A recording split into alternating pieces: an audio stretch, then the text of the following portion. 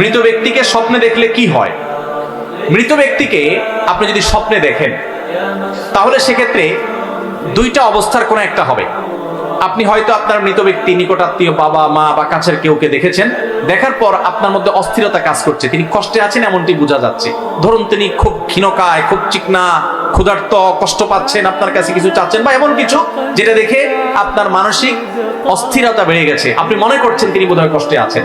তাহলে আপনি তার পক্ষ থেকে প্রথমত আল্লাহর কাছে মাফ চাইবেন, ইস্তেগফার করবেন, চোখের পানি ফেলে আল্লাহর কাছে দোয়া করবেন, আল্লাহ আপনি ওনাকে মাফ করেন। দ্বিতীয়ত আল্লাহ যতটুকু তৌফিক দিয়েছেন দান সাদাকা করবেন তার তরফ থেকে। মৃত ব্যক্তির জন্য আরো যা যা করা যায়, উমরা করা, হজ করা, দান দক্ষিণা করা, যতটুকু তৌফিকে আছে ততটুকু তার পক্ষ থেকে করবেন। সবচেয়ে বেশি করবেন দোয়া। আর যদি তাকে স্বপ্নে দেখার পর আপনার মধ্যে এরকম কোনো ফিলিংস না হয়, বরং মনে হচ্ছে না তিনি ভালো আছেন, হাসি খুশি এরকম কিছু, তাহলে আল্লাহর কাছে শুকর আদায় করবেন, সুধারণা করবেন হয়তো তিনি ভালো আছেন। কিন্তু খবরদার, আপনার স্বপ্ন কখনো ইসলামের দলিল না।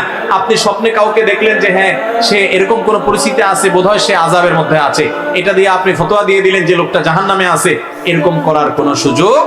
কারণ আলামুল গায়বের বিষয় একমাত্র আল্লাহ ভালো জানেন, আমরা ধারণা করতে পারি মাত্র। আপনার ধারণা কোনো কিছুকে প্রমাণ করবে না, বিধায় এ বিষয়ে সাবধান থাকতে হবে। তবে হ্যাঁ, মুর্দার জন্য আপনাদের সবসময় দোয়া করা উচিত।